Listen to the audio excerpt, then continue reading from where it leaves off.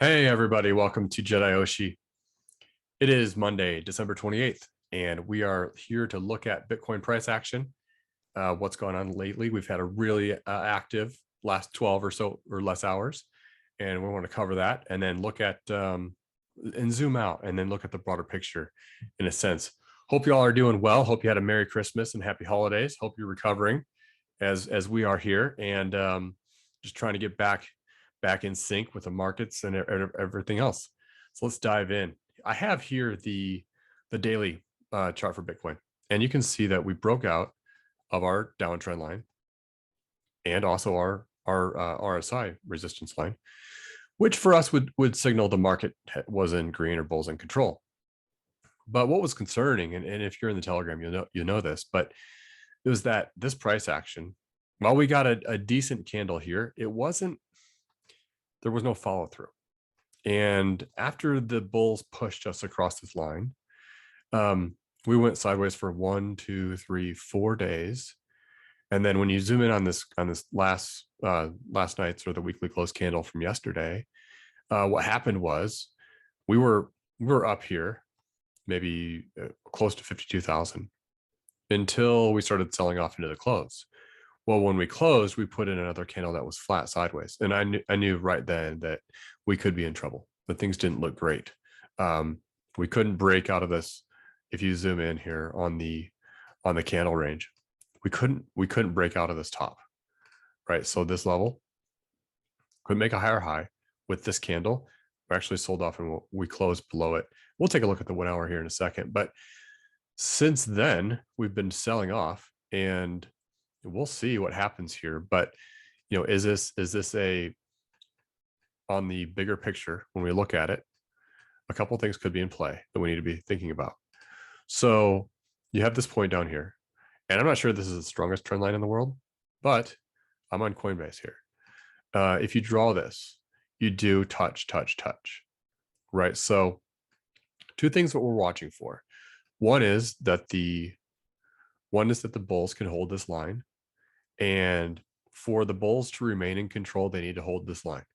If we break and close below this line, then we're going to have to think that the bulls may have just lost control and gave it back to the bears, which would be a fake out.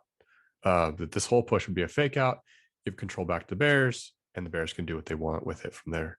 So yeah, this looks like it could have been a fake out, but we're not really there yet to confirm whether or not that's happened. One of the things, and as we know, so if you go back down to the RSI, we did break above both of these downtrend lines from this past structure. So we did get some nice bullish movement in the RSI, a little divergence here. Depends on how you draw it, but a little divergence. But the RSI looked bullish. RSI preceded price, as it does a lot of times, broke above this early line, came and followed through with a break above this longer term line, and then just topped out, and now it's breaking down. So this candle has to close for this line to end up where it needs to end up. But right now I'm watching two things. This line we have broken down. That's a little concerning for the bulls. And also the potential that we might bounce off this line here, the longer term trend line.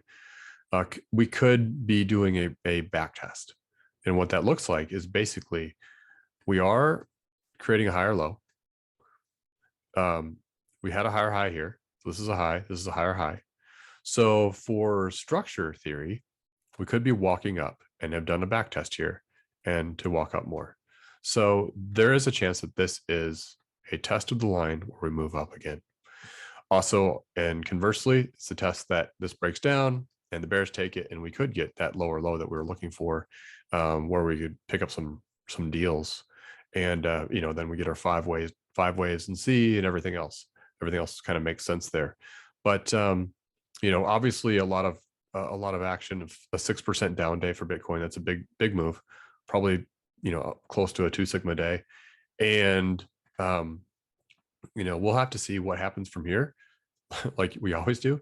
But we'll see if the bulls can regain some strength here, or what the bulls were looking for to regain strength.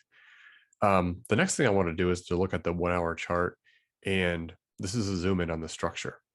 So what happened was late last night, we did peak outside of this line. Now this line isn't the strongest line, but it does touch 2 points. This is a Bitfinex chart, and we peaked above, but then immediately sold off, and we've been selling ever since. So this was for Central Time, yeah, right around midnight last night, and everything looked pretty good. Looked like the bulls were marching out. Everything looked pretty good.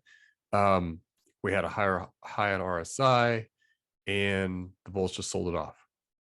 So to me, I wonder if this pattern, now it's not the strongest pattern in the world, but it is a, what is it, rising, it can be a reversal pattern, rising wedge or whatever you want to call it. But I wonder if we're doing one of these, and we kind of double tap the top, and we may come out top side from here. If we break down, like you saw on the daily chart, the bulls can take it. We may be on our way to making new lows below 41 6 or whatever. So we'll have to see. This is a really interesting inflection point right here where we are right today at 47.7, and we'll see if the bulls can hold this line. And again, our RSI right now on the 1 hour it got down to 10.5. That's why I put that line there, but we are sitting at 12.6. So if you go back and you zoom out, that's a pretty low RSI even on the 1 hour. If you go back and look at the past when those times happened, that's a really low RSI. But again, it doesn't mean that necessarily that you're going to bounce. It means that you're just so oversold that the bulls may need to take a little bit of, or bears may take a break. Bulls can recover, and then the bears can take it over again. So we'll wait and see, and we'll watch and see. Where I stand on the more macro picture. I think, let's go back to daily. I think that if this still is intact, right, and this line holds, which it could be bouncing off that. We'll have to see. That's not the best drawn line in the world, but if we do, and where I stand on a macro view on things, but if we do bounce from here, we could find ourselves in a situation where we do channel walk ourselves up in this fashion, where it's going to be pretty weak. And I think on the high side, what I'm looking at is maybe even just the 0.5 on this run. And as we could come up to the 0.5 and then go down further, or maybe the 618 or the 702. So we'll have to see. We'll watch and see on this. But this was, let me back up. Like I said a little bit before, this was kind of surprising, but not really, because as we even signaled a green, it wasn't strong, and we didn't get follow through, and then we went sideways, although it was Christmas and holidays and everything. But we went straight sideways for 1, 2, 3, 4 days. And even though yesterday's candle looked like we had hope, we were coming out, we made a higher high from this point back here. The strength wasn't there. And so, kind of my take on why this happened was the net opportunity was short. So if you're a big trader and you see a market and you see strength and weakness, and you see in terms of net opportunity, the net opportunity was short, especially for the last 12 hours, where there wasn't enough strength and momentum to carry this bull forward, and there isn't yet. So the traders took it short and made gains, and drove us down to this point. We're at 47,750. We'll see what happens throughout the day.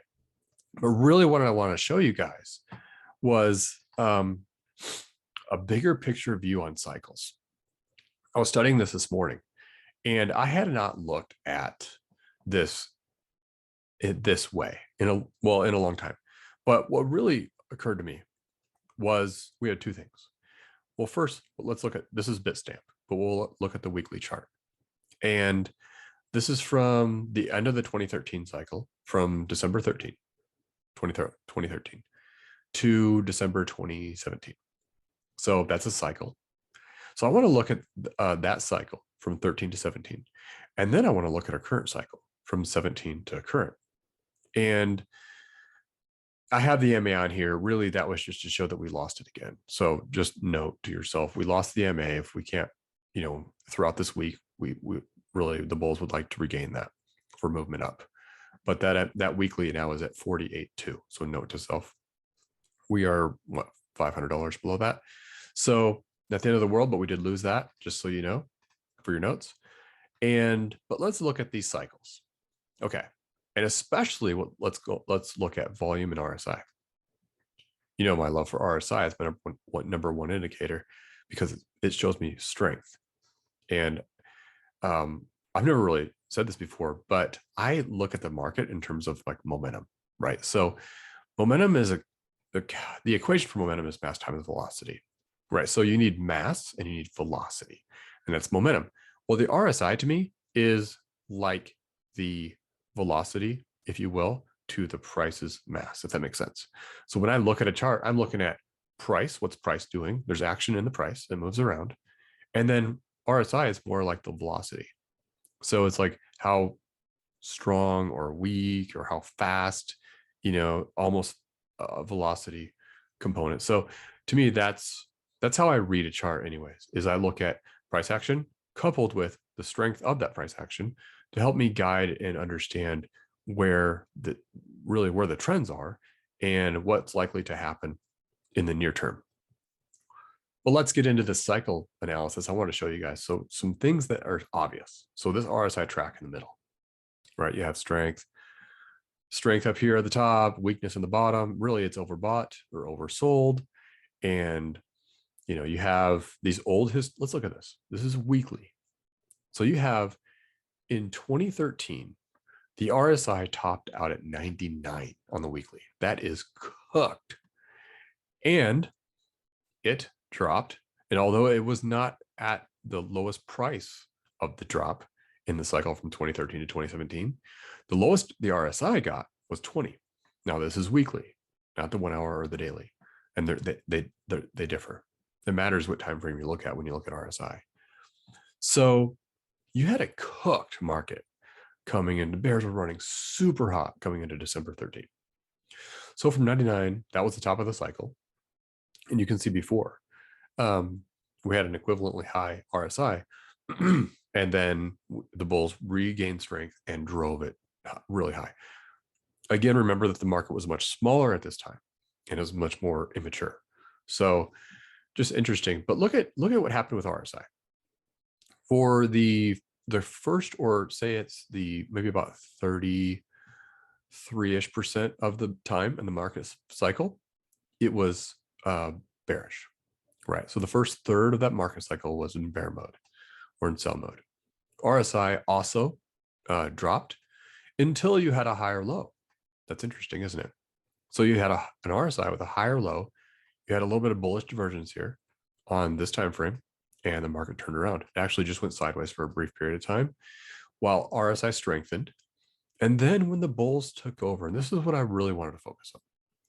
When the bulls ran Bitcoin's price from $230 to 20,000, it was concave up, parabolic, but look at RSI. If I drew a moving average on this RSI, it would basically be straight here and strong. Now there were gyrations around this line. It's some volatility, but it never really dipped below 50, right? So that to me is pretty significant. The other thing was we had these peaks, but also the market was larger than the previous period, but it wasn't so large that it wasn't as large as it is today. So you had a lot more, it kind of acted, or it moved in a quicker way because of my opinion, the size of the market. So again, what's interesting to me is that last cycle, we had really two distinct periods for me. One was RSI down, and the next was an RSI growth period. And you did have volatility in your RSI, but price was up and to the right, and RSI held 50. Okay, now let's go to this cycle. Okay, this cycle starts in December 2017, or really January 2018, and runs to current. I did draw a vertical line here for January 2021 because I think that's, I want to look at this year. But let's look at the RSI. So we started off with a sell-off period, RSI falling, got as low as 20, and not that surprising. The low for the cycle was in December. So for the entire year of 2018, it was bearish. Bears were in control for the entire year. Okay. Then you had an expansion phase. From that low point, you had a kick-up phase into the middle of 2019. So that was for 6 months, we had expansion. And I'll never forget that. That's when everybody's calling for, this is cycles going to compress and we're going to all new highs and everything else. Well, we did make new highs and we cooled off and ended up having another dip here, coinciding with the COVID crash in the markets in March of 2020. Was that the low of 2020? So here we are with a higher low on RSI, but it's choppy. Again, back in the 2013 to 17 cycle, we had really, I would say, two phases. RSI, yeah, you had chop in it, but you never dropped below, say, 35 or 30 on the weekly. But here you have, and granted, you could say that's a crash or correction, whatever, but you had that price action do that, but then you did recover, but then you had an RSI recovery in December of 2020, and the RSI was at 98. Okay. So you grew from that point up to a high point and reached an RSI of 98. The price at that point was 40,000. Let's call it 40,000. Okay. After that point, the price did expand. You had continued expansion. The RSI was weaker. Then you had our drop. This was the summer of 2020, and RSI cooled off. It broke 50. Then you came down and put a lower low on RSI, corresponding with that's the is that July low, and from there the bulls did retake it. But what I want to show you was even that push here is on lower RSI. So pardon my sloppy screen here, but really just kind of using this as a whiteboard to show you guys that this higher high was on lower RSI. Let me just clean this off. So the higher high that we saw in November, that's right, in November, was on pretty significantly lower RSI from the previous high in January. And now the weekly has broken 50 again, and we're down here we're at about 42 on the weekly. So the biggest takeaway for me when I looked at that was this market obviously is not the 2013 to 2017 market. I think we kind of already know that. But the 2013 to 2017 market was really defined by two phases. One was contraction, two was expansion. The market here in this cycle has been multiple contractions and multiple expansions. Now we can get into why and why that, what the players and all that stuff. But really just look at the chart, you see that this higher high is on lower RSI, and it's not as strong. It's not as robust, if you will. It doesn't have quite the momentum. And quite honestly,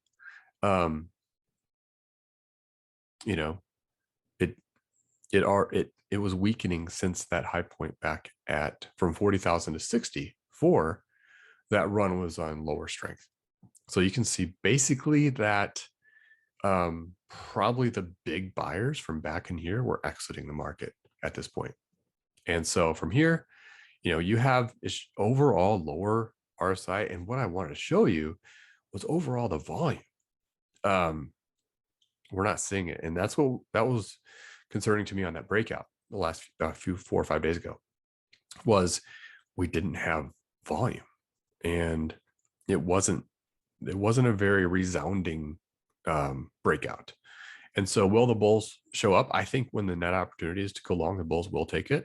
And will we see volume? I'm not sure we will, to be honest. I think that we may have cooled off, and I'm not sure we're going to get the level of volume that we've had in the past until we kind of reset the cycle. So we'll see what happens. But another thing to look at through these cycles, and again, let's look at, if you look at the ends of cycles at, say, December 13, and then you look at December 17. Let's look at the volume profile. Leading up to the end, look at the volume pushing right to the top. And I would say if I were to draw like a moving average on here, or I'm actually just draw the top, but look at the volume pushing into, December 17th. And then the volume since you had a drop, you did have some build into, into the end of 2021. But look at this year. And that to me, it just gives me pause, at least pause and possibly concern, is that the volume isn't there. We're not seeing volume push us into what might be the end of cycle, or could we be more mid-cycle? Or are we just doing a market? Are we just now needing to trade a market and trade a chart? Are we doing something else that's not these 4-year cycles on the happening and all that stuff? So I thought you would find that interesting, and just to look at that from a real big picture perspective and what happened on the weekly RSI and also with volume, and just use this as a learning tool going forward for when you see things, even on lower time frames, but when you see things on, in different charts or whatever, when you zoom back and look, how strong is this move? Is this move convincing, or is it weak? Because here's the thing, if it's a really weak move, then the net opportunity after that move might be to go the other way. So if the move is strong, then it's going to, in my opinion, it's going to be harder to reverse, right? So this breakout that we had on no real change in volume, and then sideways for a few days. I don't like to see the drop here, but it's, at the end of the day, it's not that surprising because we weren't pushing out with the bulls on strength, and hope that makes sense. But that's kind of all I had for today. I wanted to show you guys the last cycle patterns and really look at the difference that we're seeing now in RSI. And now hopefully that you understand my mindset in this, that you're starting to see how I see the market and what's possible going forward in different scenarios that we look at, whether it's up, sideways, down, the down case, understand the conditions of the market. And they can provide more indications on direction and such. So one last look at Bitcoin on the 1 hour, and we'll see if anything's happening. Let me clear that real quick. And let's zoom in on what's going on in the last hour of trading. We put in a little bit of a wick here. We've had other wicks too, though, so that's not that surprising. We're kind of wait and see. What's going on here. Are we going to hold this? If we hold this level, that kind of holds that long trend line, I think. Also, the down line can hold. So we could bounce here. I also look at symmetry, ABC. Doesn't quite look deep enough, but it could work. ABC. The other thing I pointed out was if you look at total 3 bounce back versus Bitcoin, because what we're looking for is if Bitcoin can come out of this bullish and take us to start hitting some fib levels, then we are expecting, or we're watching altcoins, but we're also expecting to see relative strength, and we're looking for it. And so one thing that I measured and I shared with you in the Telegram, but was the bounce up on Bitcoin was about 1.6% here. And on total 3, it was twice that, or 3.2%. So it showed a little bit of relative strength. So every time we get bullish, I'm looking at how is the pack? Is Bitcoin leading? Are the alts leading? Kind of where's the control in that? I mean, where's the liquidity flowing? And so you want to be where liquidity is flowing. And me, for that, I look at where liquidity has flown first. Then I look at others. So that's that, guys. A little bit longer video today, but I wanted to take some time and review the cycle and show you what I was looking at on RSI and on volume. So we'll see what happens here the next day or two, but live stream tomorrow. But again, thanks for tuning in. Enjoy your day. Yeah, it's Tuesday. Sorry, live stream Wednesday. So we'll have a live stream tomorrow, and enjoy your time and your day. And let's go crypto. I'll talk to you later.